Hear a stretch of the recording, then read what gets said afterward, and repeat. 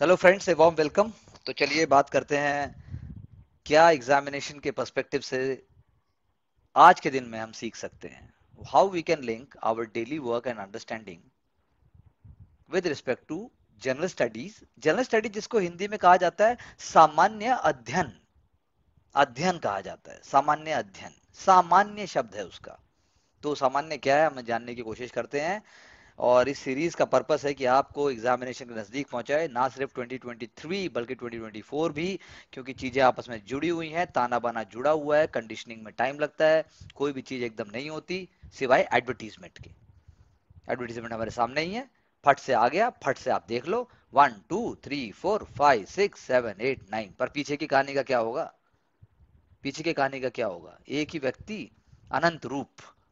So that is why goal is to make you understand what is required in the paper, what is required in exam, what is required in context of your own skills. अचानक से सारे चमत्कार हो सकते हैं, पर civil service का निकलना अचानक से तो बहुत मुश्किल है, क्योंकि ये एक तरीके की नौकरी है और नौकरी अचानक से नहीं मिलती। नौकरी के पीछे एक सिस्टम होना चाहिए, एक पर्पस होना चाहिए और एक सोच का व्यवहारिक ठहराव होना चाहिए, पर्सनैलिटी का, जो कि तकरीबन सभी अवेयर कैंडिडेट्स में आना चाहिए। तभी आप एक कामयाब और सक्सेसफुल एस्पिरेंट और ऑफिसर बनते हैं। और obviously hard work never goes waste.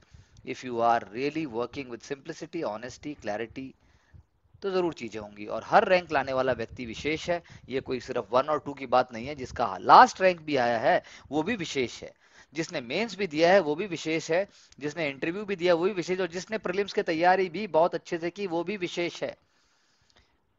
तो क्या हुआ यदि उसका प्रीलिम्स या मेंस या इंटरव्यू नहीं हुआ? वो भी विशेष है, क्योंकि उसने अपने आप को मोल्ड करके कुछ सीखने की कोशिश की। जिस प्रकार से हम कहते हैं अग्निवीर, कि 4 साल नौकरी करके अग्निवीर आएगा, समाज को कुछ देगा। तो यूपीएससी वाले तो यूपीएससी वीर हैं, वो तो 6 6 बार देते हैं। वो भी तो समाज में कंस्ट्रक्टिव योगदान दे रहे हैं और अपने आप बाद में सेल्फ एम्प्लॉयड हो रहे हैं या नौकरी ले रहे हैं। तो वो कहाँ जाएंगे? तो चलिए हम आगे चलते हैं। और please press the bell icon so that you get the notifications first, and please do like and share and subscribe our channel. And we run different type of courses for deserving candidates so that you can really get success, but with focus and individual attention. तो हम पहले page पे आते हैं और हम बात करते हैं कि कैसे जो है समाज में परिवर्तन आ रहा है, कैसे जो है चीजें बदल रही हैं, कैसे चीजें एक राइट डायरेक्शन में जाने की बात कर रही हैं।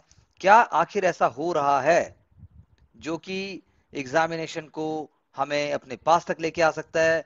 हमारे देखने की ये सारी पर्पस और हमारी चीजें हमारी हेल्प करेंगी, बशर्ते हम जो है उन चीजों को उस डायरेक्शन से देखें।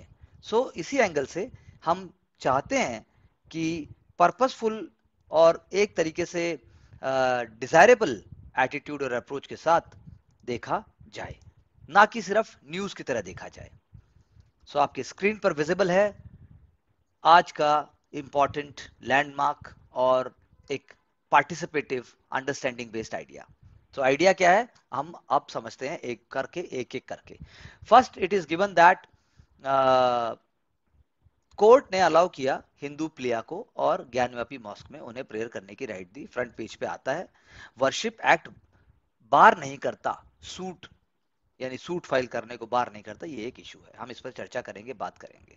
ये इंपॉर्टेंट विषय है। ये क्वेश्चन डायरेक्ट नहीं आएगा। बात ये नहीं है कि वर्शिप एक्ट क्या कहता है। 91 का जो वर्शिप एक्ट है उसके बारे में भी हम बात करेंगे, जिसको हम कहते हैं interpretation of places of worship act 1991। हम बात करेंगे कि आखिर इन चीजों का सॉल्यूशन क्या हो सकता है। क्या हर चीज लीगली सॉल्व होनी चाहिए, या उसके लिए कुछ हार्मनी और प्लूरलिस्टिक अप्रोच हो सकती है? आर्टिकल्स और न्यूज़पेपर ये भी कहना चाहता है कि क्या दबे हुए सेंटिमेंट्स को उठाने के लिए दूसरी कम्युनिटी कुछ रियायत नहीं कर सकती? तो ये विचार अगर आप समझेंगे तो आप भले ही नेता ना बने, भले ही आप जो है अभिनेता ना बने, लेकिन आपको समझ में आने की कुछ बात आएगी। दूसरा मोस्ट इंपॉर्टेंट पॉइंट है that the food prices are fueling retail inflation. Fuel prices जो है वो आपके, सॉरी, फूड प्राइसेस जो आपके हैं, जो रिटेल इन्फ्लेशन को बढ़ा रहे हैं। यानी कि दो, अगर आप मेंस के एग्जाम में भी लिखते हैं कि जब जब आईआईपी बढ़ेगा तब तब इन्फ्लेशन गिरेगा, जब जब आईआईपी स्लो होगा इन्फ्लेशन राइज होगा। हमारे सामने फिगर है एक जो कि हमें दी गई है, एनएसओ यानी नेशनल स्टैटिस्टिकल ऑफिस। उसको भी अगर आपने एग्जाम में ऐसे लिखा, एनएसओ ऐसा कहता है, एनएसओ ने माना, IIP index of industrial production ने ऐसा कहा, तो आपके आधे नंबर वैसे ही बढ़ जाएंगे। तो यानी सोच बदलिए, विचार बदलिए। वो किसी मैगजीन से नहीं बदले जा सकते, वो किसी 2 मिनट के सिर्फ वीडियो से नहीं बदले जा सकते, लेकिन वो एक इनकलकेटिंग प्रैक्टिस से बदले जा सकते हैं, जो कि हम सीख रहे हैं, हम सिखा रहे हैं, हम कोशिश कर रहे हैं। तो यानी वाराणसी कोर्ट ने अलाउ किया हिंदू प्लेयर को right to pray inside the mosque, लेकिन वही बात है कि एडवोकेट साहब जो मतलब दोनों पार्टीज हैं उन्होंने उसको चैलेंज किया उसको इलाहाबाद हाई कोर्ट में। तो प्लेसेस ऑफ वर्शिप एक्ट जो है वो इस बात को निषेध करता है कि किसी भी रिलीजियस कैरेक्टर, किसी भी प्लेस का जो रिलीजियस कैरेक्टर है, जो 15 अगस्त 1947 को जैसा था वैसा ही रहना चाहिए हमेशा के लिए। 1991 का ये एक्ट ये कहता है। तो 1991 का एक्ट ये भी बार करता है कि सिविल सूट आप राइट टू वर्शिप के लिए किसी प्रोमाइसिस को चेंज करने की बात करने के लिए करें। लेकिन हिंदू साइड यानी एक जो पार्टी थी उसने उन्होंने ऐसा कहा कि 1993 तक, जो जहां तक ज्ञानवापी बॉस का अगर हम मसला लें, तो वहां पर जो है there was regular worship of मां Shringar Gauri on the back side of Gyanvapi in ईशान कोण। 1993 के बाद जो है वाराणसी जो अथॉरिटीज हैं उन्होंने उसको restricted entry only once in year कर दिया। उससे पहले रिस्ट्रिक्टेड एंट्री नहीं थी। टिल 1990 लगातार पूजा हो रही थी। तो कहा गया कि अपीजमेंट ऑफ पर्टिकुलर कम्युनिटी के कारण पूजा रिस्ट्रिक्ट कर दी गई since 1993। Oral orders since 1993 only on the oral orders, साल में एक बार, यानी कि जो है आप कह सकते हैं वासंतिक नवरात्र चैत्र के माह में, यानी चौथे दिन जो है उसको खोला जाता था, यानी आपको बोला जाएगा पूजा कर सकते हो। अब लेकिन क्या है कि अब क्या होगा, केस अपनी मेरिट के ऊपर हर्ट किया जाएगा। पिटिशनर्स को एविडेंस देने होंगे कि ज्ञानवापी मॉस्क का 1947 15 अगस्त 1947 क्या स्टेटस था, यानी कि एक कॉग्निटिव एविडेंस देना पड़ेगा। तो सुप्रीम कोर्ट का 2019 का जो वर्डिक्ट आया था उसके आधार के ऊपर वाराणसी कोर्ट ने कहा कि भाई हिंदू डीटी जो है वो उसकी एग्जिस्टेंस रहती है, वो इसलिए एक्सटिंग्विश नहीं हो जाता कि वहां उसके आइडियल को मार दिया गया। उसकी प्राण प्रतिष्ठा उसकी अगर कर दी गई है तो वो वहां पे रहेगा। डिस्ट्रक्शन ऑफ आइडल का मतलब ये नहीं है कि वहां पर उसकी पायसनेस, उसकी सैंक्टिटी खत्म हो जाती है। अगर आइडल डिस्ट्रॉय भी कर दिया गया और उस आइडल की प्रेजेंस रही है नहीं रही है, यदि ऐसा भी है, फिर भी उसको माना जाएगा।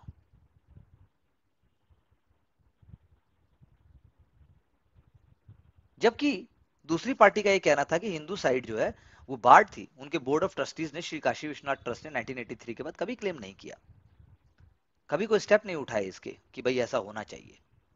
तो इसीलिए कोर्ट ने कहा कि हिंदू पिटिशनर्स आगे बढ़ गए क्योंकि ट्रस्ट ने अपनी ड्यूटी पूरी नहीं की।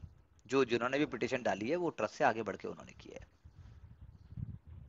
जब दूसरी पार्टी का ये कहना है कि ज्ञानवापी मॉस्क एक वक्फ की प्रॉपर्टी है वाराणसी गैजेट के अनुसार, गैजेट नोटिफिकेशन के अनुसार, तो कोर्ट का कहना है कि सिर्फ रेवेन्यू रिकॉर्ड में होने के कारण आप उसके टाइटल के अधिकारी नहीं हो जाते। तो ये कुछ बातें मैंने आपको जो बताई वो चल रही हैं, अभी बात चल रही है। डिस्ट्रिक्ट जज ने ऐसा कहा, तो ये एक मुद्दा है, हमें इस एंगल से देखना है। बस हमें इस एंगल से देखना है कि एक इशू है। It is not that it is going to come up, but then you have to understand कि इन इश्यूज का हमारे रिलीजियस, हमारे कल्चरल, हमारे कॉन्स्टिट्यूशनल उसमें क्या वो है, बस आपको वो देखना है। जैसा मैंने कहा कि रिटेल इन्फ्लेशन अगर फूड प्राइसेस से फ्यूल होता है, इंडेक्स ऑफ इंडस्ट्रियल प्रोडक्शन का भी अगर हम बात करते हैं, तो आप देखिए कि सीपीआई इन्फ्लेशन अगर अभी बात करें तो वो बढ़ रहा है। और दूसरी बात क्या है कि जो मॉनेटरी पॉलिसी कमेटी की जो प्रोजेक्शंस थी वो एक्सपेक्टेशन से थोड़ी सी कम आई है। यानी कि हर चीज सिस्टम से, यानी कि जो एक बैंड बनाया हुआ है आरबीआई ने, अभी हम उसके बारे में बात करेंगे, वो बैंड के अंदर यदि इन्फ्लेशन है तो ठीक है, नहीं तो आरबीआई को, गवर्नमेंट को जवाब देना पड़ेगा कि ऐसा क्यों है।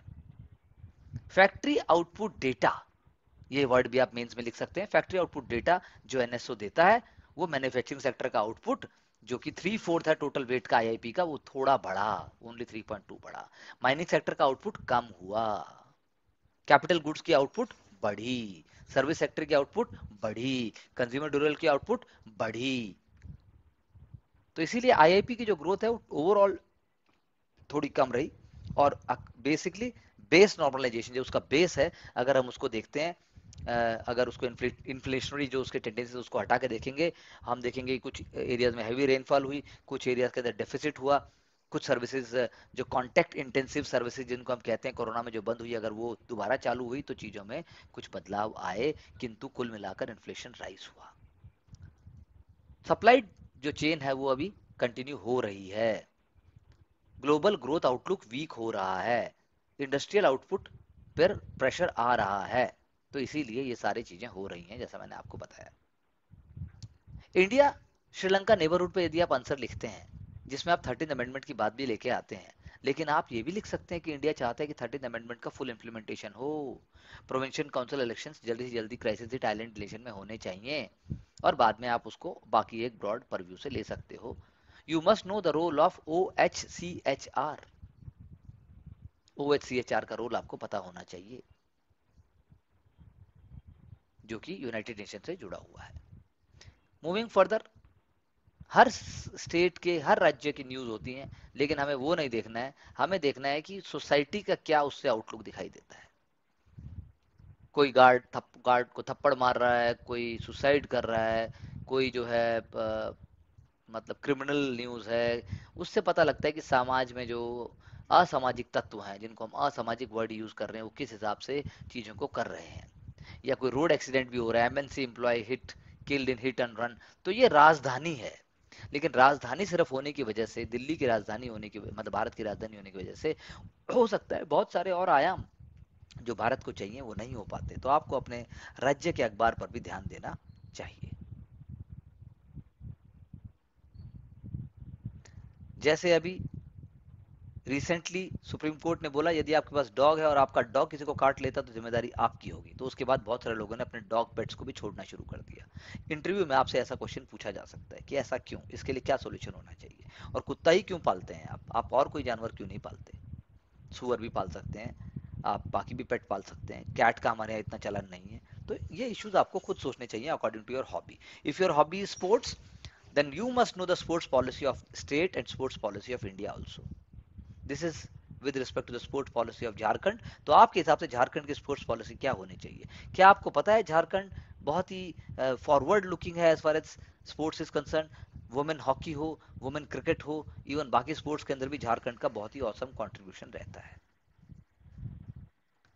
अगर कोई पॉलिटिकल पार्टी किसी वर्डिक्ट को प्रेज करती है तो इसका मतलब वो पॉलिटिकल एंगल से है, इसका मतलब वो सरकार के एंगल से नहीं है। Being a future civil servant, अगर आपसे ये बोला जाए कि भाई कैसे आप किसी गवर्नमेंट इंस्टीट्यूशन को फास्ट वर्क कराओगे, तो यहाँ मैं एग्जांपल के स्टडी के तौर पे एनसीईआरटी को बोल रहा हूँ। तो एनसीईआरटी को रिसेंटली जो है the higher authorities they said that we are shaping the school education in India and it is very much desirable कि हम लोग पॉलिसी रिलेटेड फाइल्स को जल्दी से जल्दी अटेंड करें और उनको फॉरवर्ड बढ़ाएं। उसके लिए भी जो है डायरेक्शंस दिए गए हैं, टाइमली डिस्पोजल ऑफ फाइल्स। तो क्या आपको लगता नहीं कि उनको भी ऑनलाइन प्रोसेस अपनाना चाहिए, जैसे कि बहुत सारे हमारे डिस्ट्रिक्ट कलेक्टर्स उन चीज़ों को बढ़ा भी रहे हैं?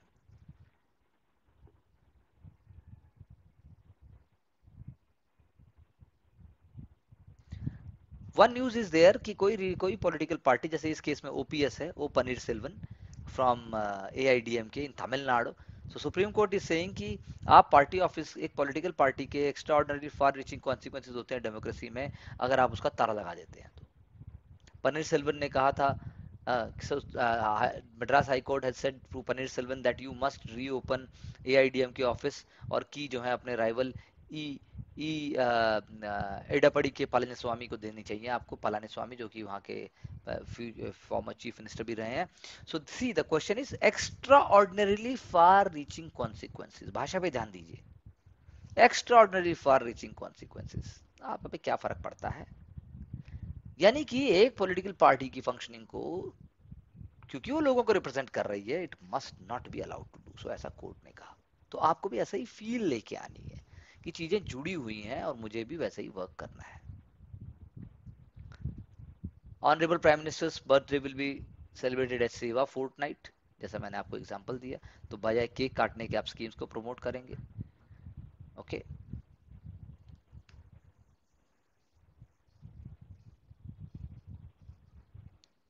Anti terror nexus. So internal security के अंदर बहुत इंपॉर्टेंट रोल है ड्रग, टेररिज्म और पॉलिटिकल नेक्सस को तोड़ा जाए। You must think about it कि क्या ऐसा किया जाए। It is not just by invoking UAPA that आपके सारे प्रॉब्लम सॉल्व हो जाएंगे। तो drug, terrorism and political and industrial nexus कैसे तोड़ा जाए। अगर आप एनआईए के चीफ होते तो इसके लिए आप क्या प्लान बनाते। अगर आप एसपी होते सीबीआई में तो आप क्या प्लान बनाते। अगर आपसे इंटरव्यू में पूछा जाए तो आप क्या प्लान दे सकते हैं, कि आपके पास कोई प्लान है। वैसे तो आप बड़ी बड़ी बात करते हैं, बहुत सारी चीजें देखते हैं, इतनी वीडियो देखे हैं, इतनी सारी बुक्स पढ़ी हैं, न्यूज़पेपर पढ़ते हैं, प्लान भी दीजिए। उज्बेकिस्तान की लोकेशन अफगानिस्तान के साथ क्या है, क्या उसकी बाउंड्रीज वहां टच होती हैं, क्या चीजें हो रही हैं, आप प्लीज उनको देखिए। इससे आपको इंडिया का भी पर्सपेक्टिव सेंट्रल एशिया का समझ आएगा। और मैंने कुछ कीवर्ड्स को मार्क भी किया है, जैसे तरमेज, मज़ार शरीफ, काबुल पेशावर रेल रोड, आप देखिए कहाँ से आ रही है। उज्बेकिस्तान जो है वो एससीओ की चेयरमैनशिप भी उसके पास है। और उज्बेकिस्तान का बहुत इंपॉर्टेंट रोल भी है, not just in central Asia but also with respect to mines, minerals, और इंडिया के साथ रिलेशंस में भी उसमें बहुत ज्यादा फर्क आता है। अभी पोस्ट फैक्टो अफेक्ट के तहत बेंगलुरु गवर्नमेंट इज सेइंग कि हम इंक्रोचमेंट्स को क्लियर करेंगे। तो क्या आपको लगता है कि ये लॉन्ग टर्म सस्टेनेबल अप्रोच है? तो क्या होनी चाहिए? आपके मेंस में जो क्वेश्चंस आएंगे, दे will be asking you such challenges and such solutions. तो आप सिर्फ ऐसे नहीं लिख सकते इंक्रोचमेंट, आपको एक फुल ब्लूप्रिंट 150 वर्ड के अंदर 5 मिनट के अंदर देना होगा। तो आप सोचिए, अभी आप फिलहाल सोच सकते हैं, जो कि आप तब नहीं कर सकते। सुप्रीम कोर्ट ने शिबू सोरेन जी के खिलाफ जो लोकपाल ने प्रोसीडिंग्स की उसको रोक दिया। But the reason is that you must that proceedings जो पेंडिंग है लोकपाल के सामने, उन प्रोसीडिंग्स को उन्होंने रोक दिया ताकि वो पॉलिटिकली मोटिवेटेड ना हो। तो पॉलिटिकली मोटिवेटेड जो शब्द होता है, इसका आपको मतलब पता होना चाहिए कि उसका रियल कारण इलीगैलिटी नहीं है, रियल कारण उसका कोई रियल रीजन होने के बजाय सिर्फ पॉलिटिकल रीजन भी हो सकता है। It is a very beautiful time for India, जैसा मैंने पहले भी चर्चा की थी। अगेन आई एम चर्चा इन टर्म्स ऑफ एनवायरमेंट, दैट 8 चीते भारत आ चुके हैं। श्योपुर डिस्ट्रिक्ट जहां पर कूनो टाइगर रिजर्व है, वो जो है वहां पर टेम्परेचर, ऑल्टीट्यूड, कंडीशंस वैसी ही हैं जैसे साउथ अफ्रीका और नमीबिया में है। और जो पूरा का पूरा अरेंजमेंट है, लॉन्ग 10 आवर्स फ्लाइट के बाद जो चीते यहाँ आ रहे हैं, उनसे वो एकदम पूरे के पूरे सारी चीज देखी जा चुकी है। यानी कूनो नेशनल पार्क मध्य प्रदेश में टेम्पररी हेलीपैड भी बना दिया गया है। एनवायरमेंट मिनिस्टर खुद वहां गए, खुद उन्होंने देखा कि ट्रांसलोकेशन कैसे रीइंट्रोड्यूस हो चीते का, जो कि 1952 के बाद भारत से एक्सटिंक्ट हो गए थे। It's a very very important development. So India की नेचुरल हेरिटेज का प्रमोशन भी होगा, इंडिया के टूरिज्म का भी होगा। यानी हम क्या चाहते हैं, हम चीता का मेटा पॉपुलेशन चाहते हैं और ग्लोबल कंजर्वेशन। पूरे वर्ल्ड में अराउंड 7,000 चीताज हैं, साउथ अफ्रीका में अराउंड 4,500 चीताज हैं, बाकी सब जो हैं नमीबिया और बाकी जगह हो सकते हैं। भारत में 12, अभी 8 चीते आए हैं। और ब्रीडिंग एक हमारी प्लान है कि ब्रीड कर सके ताकि 35 to 40 आ जाए आने वाले समय में।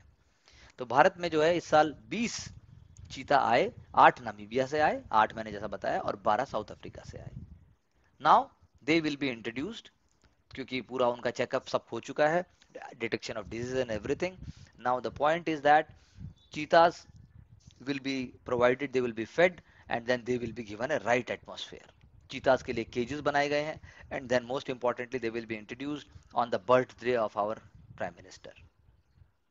पहले क्वारंटाइन में रखा जाएगा उनको 1500 स्क्वायर मीटर के एक पूरे एरिया में। उसके बाद जो है उनको मॉनिटर किया जाएगा, और उसके बाद उनको एक 6 स्क्वायर किलोमीटर के बड़े एरिया में उनको छोड़ दिया जाएगा, ताकि वो अपना टाइम लें अडेप्ट होने के लिए। जैसे जैसे जैसे इनक्लोजर उनका बड़ा होगा, वहां पर उनको हंट करने के लिए, खाने के लिए ये सब जानवर भी उनको छोड़ दिए जाएंगे। सो कैसे अडेप्ट करेंगे, कैसे हंट करेंगे, कैसे फीड करेंगे, अगर वो सेटिस्फैक्ट्री होगा तो फिर उनको 740 स्क्वायर किलोमीटर के एरिया में छोड़ दिया जाएगा।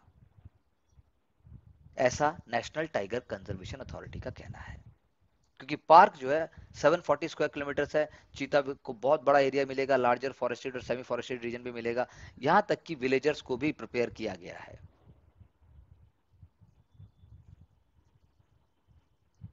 विलेजेस को ट्रांसलोकेट भी कर दिया गया, बहुत सारे विलेजेस को ट्रांसलोकेट करके एशियाटिक लायन जो गिर हमारा नेशनल पार्क गुजरात है वहां पर लोकेट कर दिया गया। एक ही विलेज जो है वो रिमेन है on the periphery of the park, उसका भी ट्रांसलोकेशन हो रहा है। So cheetahs are not suppose to attack human beings, so इसलिए एनिमल ह्यूमन कॉन्फ्लिक्ट का सवाल ही नहीं उठता, फिलहाल ऐसा कहना है। चीता मित्र करके हमने वॉच एंड वार्ड स्टाफ भी बनाया है, चीता मित्र, और एडिक्वेट कंपनसेशन भी दिया गया है जिनको यहां से ट्रांसलोकेट किया गया। तो क्यों नहीं बनी ये इंपॉर्टेंट एक बढ़िया केस स्टडी।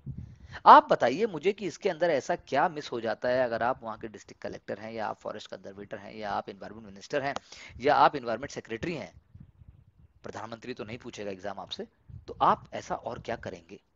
आने वाली फ्यूचर जनरेशन के लिए क्विज हो रहे हैं, स्कूल्स के अंदर एक कैंपेन चल रहा है ताकि जब बच्चे जो बड़े हों और वो अडल्टहुड तक आए तब तक चीता भी बड़े हो जाएंगे। That should be the excitement, and let me tell you it is a wonderful thing.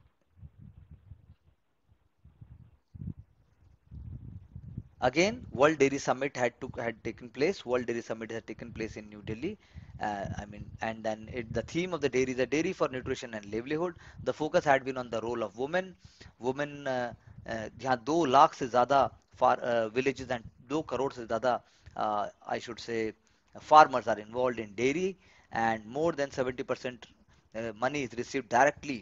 मतलब it is received and it is sent to the farmers directly. So it is a very important thing. The unique feature of Indian dairy sector is that uh, women is the 70% working force. The real leader of India's dairy sector is women. Lumpy skin disease की चर्चा है कि हमने उसको introduce किया, वो हमारी खुद की लागत से बनी। And per capita availability of milk in India is higher than the world average. There is 146 million of milk which was produced in 2014. It has increased to 210 million tons. यानी कि यानी कि वर्ल्ड में जो है 2% प्रोडक्शन है global level के ऊपर, इंडिया में जो मिल्क प्रोडक्शन ग्रोथ रेट है वो मोर देन 6% है। वर्ल्ड की 2%, इंडिया की 6%। तो government is building the largest data base of dairy animals. तो एनिमल हस्बेंड्री में आएगा, ये इकोनॉमिक्स GS3 पेपर में आएगा। और साथ साथ में ये जो है आपके अगर आपका ऑप्शनल फॉरेस्ट्री या एग्रीकल्चर साइंसेज है तो वहां भी आप इसको डाल सकते हैं, apart from general studies paper 3 and maybe some element of paper 1।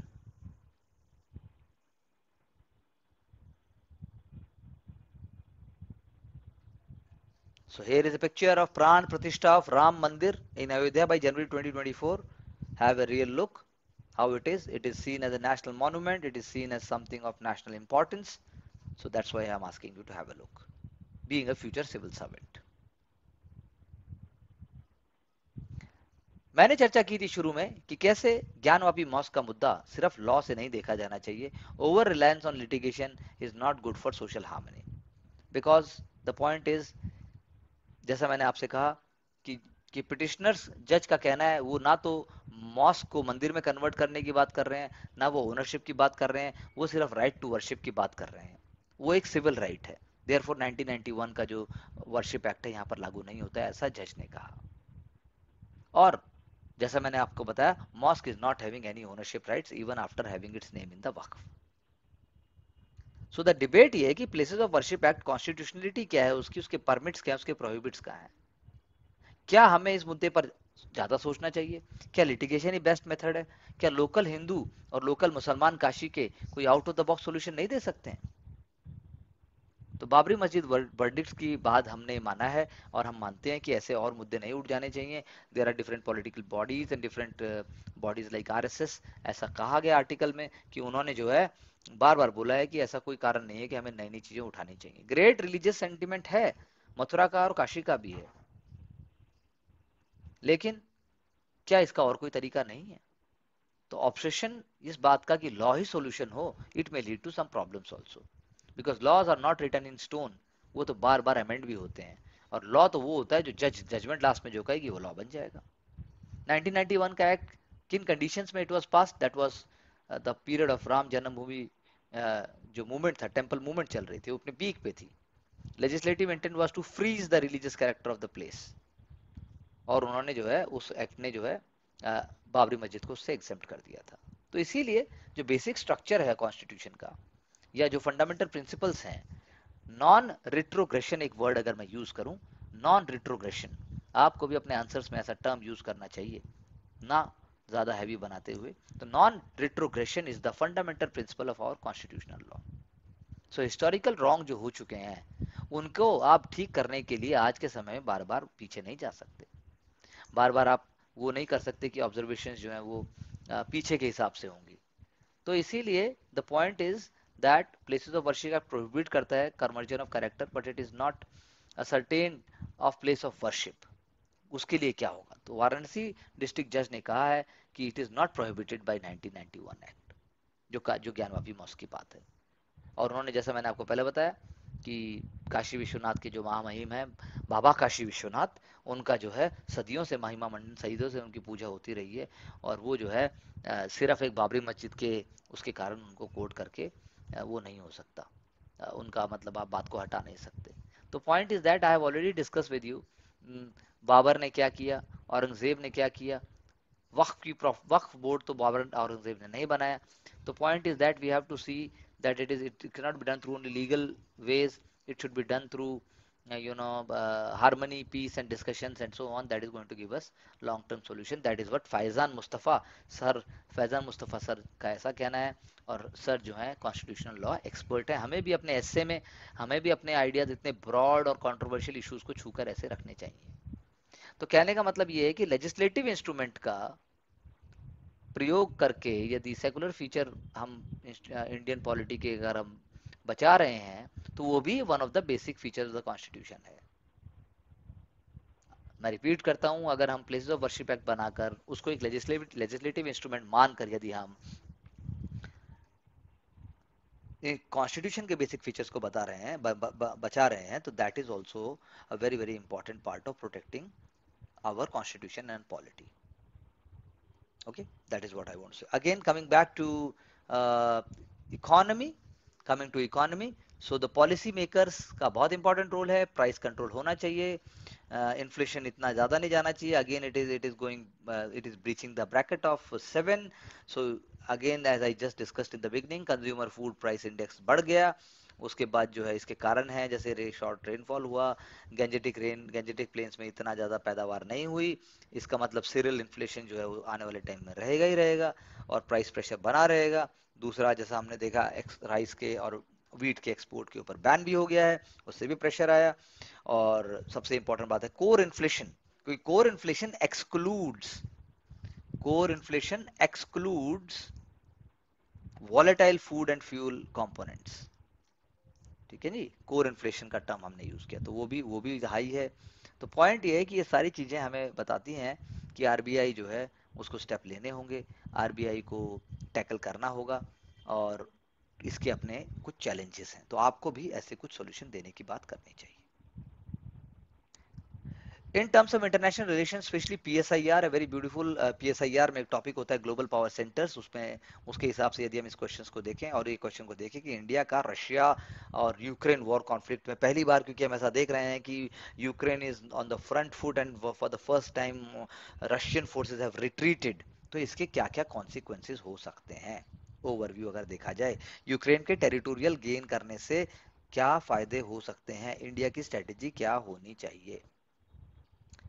तो पहली बात तो the nature of debate in Moscow, वो अगर डोमेस्टिक पॉलिटी की बात करें तो मॉस्को में यानी रशिया में जो अभी डिबेट है कि हम जीत रहे हैं और पुतिन साहब ने ठीक किया, लेकिन जब आपकी army is going to be defeated, then the narrative begins to change.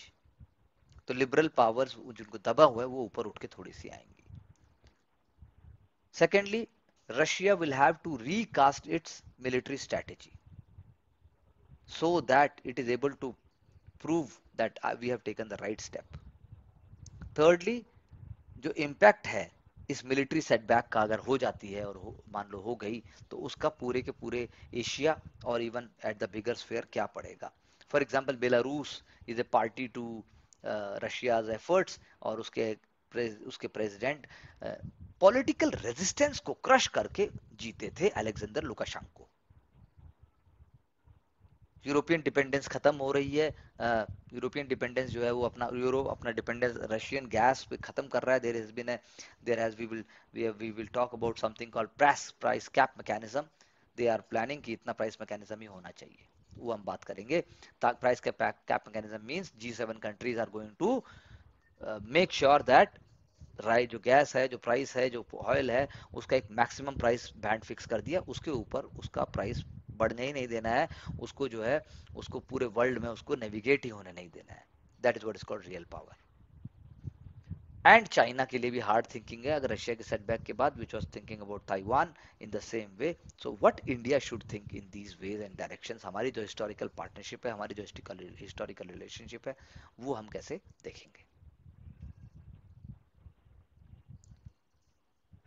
We have already discussed in many ways about Sitchin Amendment Act in number of discussions, but here we are talking in terms of अगर CAA constitution में पहुंच गया है, constitution bench के पास पहुंच गया है, तो इंडियन सिटीजनशिप लॉ के अनुसार उसमें क्या क्या बातें आती हैं. First is the religious test for the Indian. Religious test ये है कि भाई कि इंडियन सिटीजनशिप जो है, अगर ऐसी बात को आप मान लेते हो कि हाँ CAA बिल्कुल सही है, तो रिलीजियस टेस्ट इंडियन सिटीजनशिप के लिए ये होगा कि वो आर्बिट्रेरी और डिस्क्रिमिनेटरी हो जाएगा. क्योंकि इंडियन कॉन्स्टिट्यूशन लॉ कहता है कि गवर्नमेंट को रेशनल कनेक्शन दिखाना होगा between the purpose of the law और जो अलग अलग लॉज बने हुए हैं. पर्पस ऑफ द लॉ का रेशनल कनेक्शन दिखाना ही होगा. अगर ये रेशनैलिटी है कि प्लाइट ऑफ माइनॉरिटीज के कारण हमने ऐसा किया है, हमने जो है नेहरू लियाकत पैक्ट हो गया है, पाकिस्तान ने प्रॉमिस किया था कि अपने सिटीजन्स को इक्वल राइट्स देगा, लेकिन उसने नहीं दिए, तो फेलियर ऑफ पाकिस्तान या फिर बांग्लादेश और और आप जो है वो तो सबके लिए हो गया, फिर नॉन मुस्लिम रिफ्यूजीज को इसलिए आप दे रहे हैं. लेकिन अफगानिस्तान को भी आपने इसमें ले लिया, तो तालिबान क्योंकि वहां पर रूलिंग पार्टी है, तो वो आपको देखना पड़ेगा. तो इसीलिए इनकंसिस्टेंसी लॉ में जो है वो क्वेश्चन की जाएगी. Secondly secondly CAA is not defining persecution. क्या है ये परसिक्यूशन. बेनिफिशरीज को आप कैसे प्रूव करेंगे कि ये परसिक्यूटेड, इसकी डेफिनेशन क्या है. तीसरा, इंटरनेशनल लॉ के कॉन्टेक्स्ट में इंडिया ने क्या सोचा है. India is not a strictly bounded by any asylum और refugee rights act. India is a non signatory to the 1951 refugee convention. Non signatory.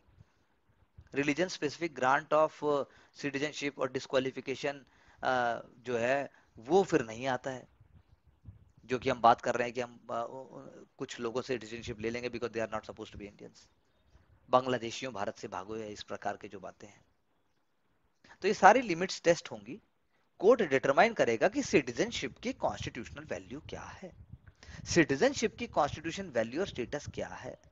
क्या सिटीजनशिप फंडामेंटल राइट है. क्या आपको पता है सिटीजनशिप फंडामेंटल राइट नहीं है. लेकिन क्या इंडिविजुअल लिबर्टी से कनेक्टेड है, फ्रीडम से कनेक्टेड है, डिग्निटी से कनेक्टेड है. तो कोर्ट को ये सब चीजें केयरफुली देखनी पड़ेंगी. And that is why your PT questions also is related with, obviously directly controversial question नहीं आएगा.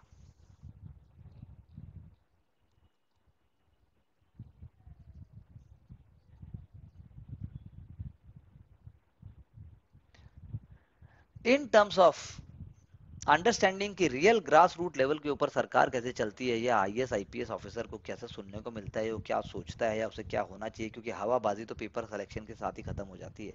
अगर मान लीजिए आप मंत्री और आप ही कह रहे हैं कि हम चोरों के सरदार हैं, क्योंकि आपके सामने जब किसान खड़े होते हैं, आपके सामने जब मजदूर खड़े होते हैं और वो कहते हैं बाबूजी ना फर्टिलाइजर मिल रहा है, ना मुझे सब्सिडी मिल रही है, और हर चीज के ऊपर जो है बाबू को रिश्वत देनी पड़ती है, तो आप यही कहोगे हम चोरों के सरदार हैं.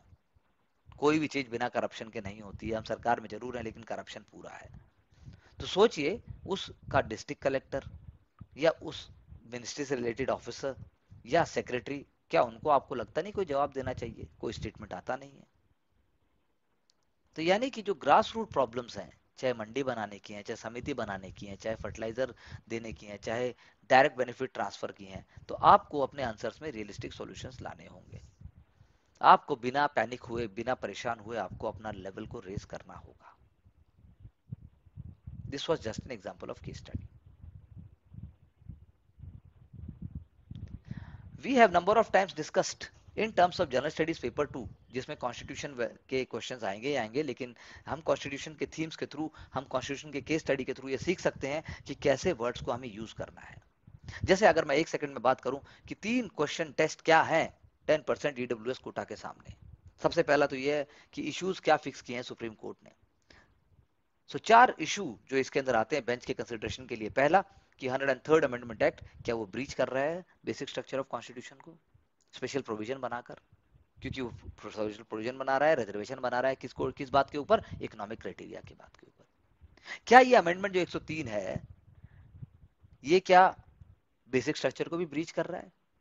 किस बात के ऊपर? स्टेट स्पेशल प्रोविजन बना रहा है, एडमिशन कर रहा है प्राइवेट अनएडेड इंस्टीट्यूशंस के अंदर। क्या बेसिक स्ट्रक्चर फिर से ब्रीच हो रहा है क्योंकि ये जो है इस कानून के द्वारा, इस एक्ट के द्वारा आप SEBC socially and educationally backward classes को आप एक्सक्लूड कर रहे हो। तो 103rd अमेंडमेंट एक्ट उसके अंदर जो है आर्टिकल 15 और आर्टिकल 16 की जो क्लॉज 6 के अंदर कॉन्स्टिट्यूशन में प्रोवाइड किया गया 10% reservation to the economically backward classes, sorry economically weaker sections of the forward classes, यानी कि other than backward classes SC and ST। जबकि आर्टिकल 15 प्रोहिबिट करता है any discrimination on the ground of race, religion, caste, sex और place of birth.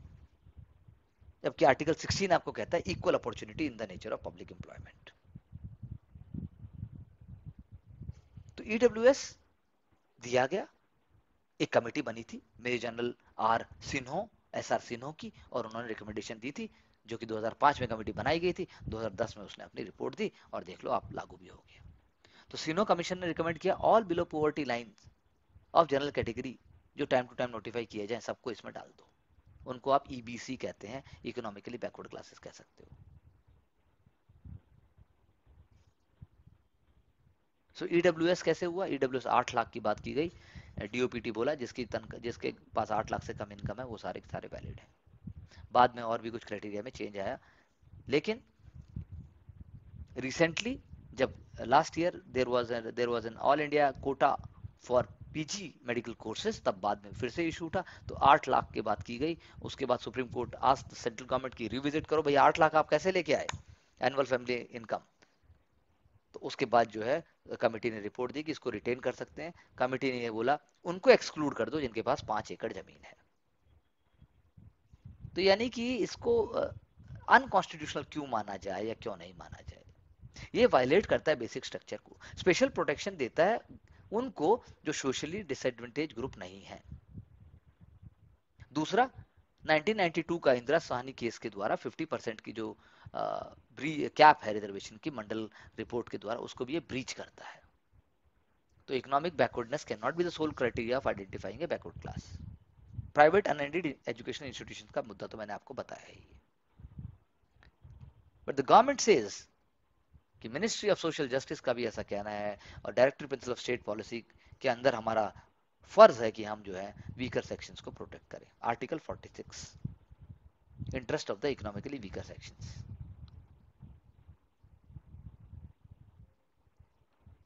So violation of basic structure की जहां तक बात आती है तो सरकार का कहना है कि आइडेंटिटी ऑफ कॉन्स्टिट्यूशन ऑल्टर नहीं हो रही है। इंदिरा स्वामी केस के अंदर कहना है कि भाई 27% जो कोटा OBC के लिए अपहेल्ड किया था 2008 में, वो जो है कोर्ट ने एक्सेप्ट किया कि OBC was not made on the sole criteria of the caste but a mix of caste and economic factors. तो इसीलिए ये कोई सोल क्राइटेरिया नहीं है। तो देखते हैं, लेकिन आपको मैंने इसलिए समझाया ताकि जब आप कॉन्स्टिट्यूशन पढ़ते हो, ताकि आप जब अपने माइंड में क्वेश्चंस को रेज करते हो तो आपको ताना बाना बनाना है, उसके बिना आप मेंस के अंदर आंसर नहीं लिख सकते। प्रीलिम्स तो आप ये समझने के बाद चुटकियों में सॉल्व कर सकते हैं। So that is why do share, like and subscribe and spread the word for our channel. अभी मैंने आपसे बात की थी कि there is going to be a price cap plan. G7 आपको कंट्रीज पता होनी चाहिए, एक्सक्लूडिंग रशिया कौन कौन सी हैं। एकदम इमीडिएटली आपके माइंड में आना चाहिए कि UK, US, France, Italy, Japan, Canada and Germany, ये सारे के सारे G7 कंट्रीज हैं और इसमें ऑब्वियसली इंडिया का कोई रोल नहीं है। तो उन्होंने किया है कि they would only allow oil and petroleum products जो है वो जो प्राइस फिक्स करेंगे उस पर या उससे कम में ही लेंगे, बाकी वो लेंगे ही नहीं। देखिए इसे कहते हैं मोनोपोली। तो यानी कि वेस्टर्न डोमिनेटेड जो सर्विसेज हैं, वेस्टर्न डोमिनेटेड जो चीजें हैं उसको उन्होंने अपने कंट्रोल में करने की बात की। आपकी हॉबीज हो सकती है जॉगिंग हो, वॉकिंग हो, तो कीटो डाइट देखिएगा क्या होता है कीटो डाइट वर्ड। कल को tomorrow if you going for interviews and otherwise also, तो कीटो डाइट कई बार न्यूज में भी आता है, चीजें आती हैं, तो do look out what is keto diet.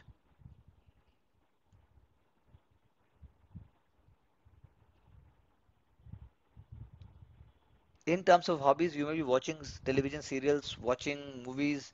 So Squid Game बहुत फेमस हुआ था, तो प्राइम टाइम अवार्ड्स के अंदर उसकी बात हुई है, स्क्विड गेम।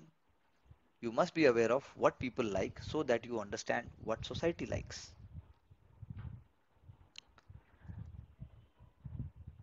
क्वेश्चन उठता है क्या बिग टेक कंपनीज जैसे एप्पल है, गूगल है, यूट्यूब पे हम बात ही कर रहे हैं, व्हाट्सएप है, इंस्टाग्राम है, ये सारे जो बिग टेक सोशल मीडियाज हैं, इनको कंट्रोल में कैसे रखा जाए? तो इसके लिए यूएस ने 6 प्रिंसिपल्स लिए हैं। पहला, कंपटीशन, प्राइवेसी। दूसरा, mental youth mental health, misinformation, disinformation, illegal and abusive content including sexual exploitation, algorithmic discrimination and lack of transparency. ये 6 मुद्दे उन्होंने उठाए हैं।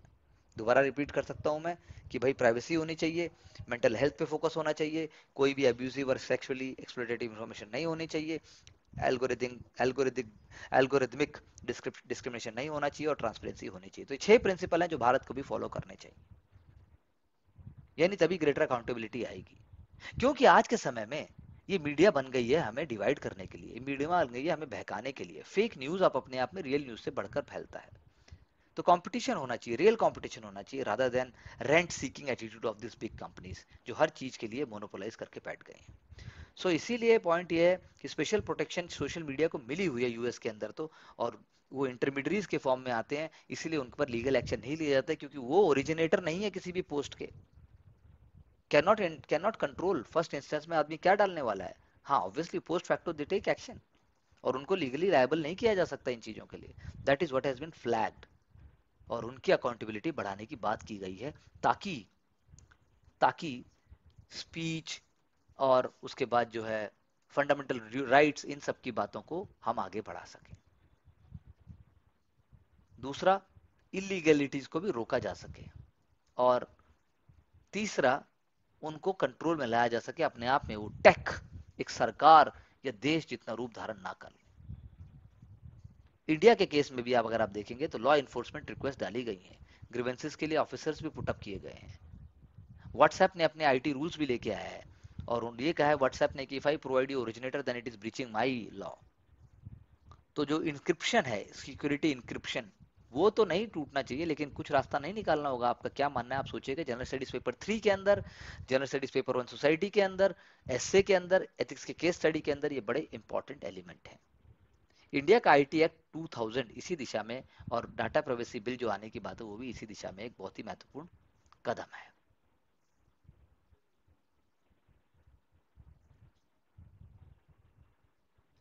अगर हम बात करें इंडिया में पावर सेक्टर का क्वेश्चन आता है, तो आप मेंस के हिसाब से देख सकते हैं कि इंडिया को जो है 28 गीगावाट ज्यादा coal fired power generation capacity चाहिए 2032 के 2032 तक, अपार्ट फ्रॉम 25 गीगावाट जो अभी अंडर कंस्ट्रक्शन प्रोजेक्ट्स हैं। ऐसा किसने कहा? सेंट्रल इलेक्ट्रिसिटी अथॉरिटी से। 28 गीगावाट और चाहिए, 25 gigawatt already under construction project की है। क्योंकि चीजें बदल रही हैं, रिक्वायरमेंट बढ़ रही है, इकोनॉमी की हम बात करते हैं, लेकिन पीक डिमांड हमारी चेंज हो रही है। तो पीक डिमांड जो है वो कोल बेस्ड और स्टोरेज बेस्ड दोनों चीजों के ऊपर डिपेंडेंट है, और हाइड्रो बेस्ड कैपेसिटी भी हम बढ़ाने की बात करते हैं। तो फॉर 2026-27 272 गीगावाट हमें चाहिए। 2031-32 में ये बढ़ के हो जाएगी 363 गीगावाट। जैसे just for your information, national draft electricity plan जो है उसके अंदर ये बातें की गई हैं, और स्टेक होल्डर्स के व्यू भी मांगे गए हैं। यूपीएससी ऑलवेज पिक्स अप ऐसे प्लान, ऐसे प्रोग्राम जो अभी पब्लिक डोमेन में नहीं आए हैं, क्वेश्चन वहां से पूछता है वो, ताकि बच्चे की थिंकिंग चेक कर सके, रादर देन टेक्निकल आइडियाज।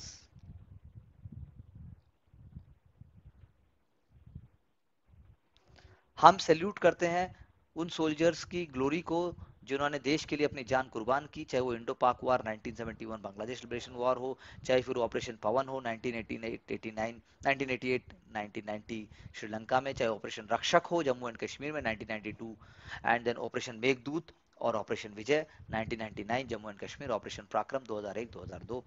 तो ये नाम हमें पता होने चाहिए, ये हमारी पार्ट ऑफ थिंकिंग होना चाहिए, हमारी पार्ट ऑफ लाइफ होना चाहिए।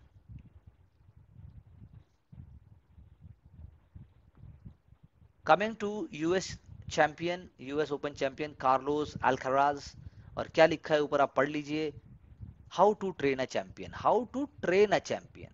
ये नहीं हुआ कि भाई खेलने आ गया और ओवरनाइट बन गया।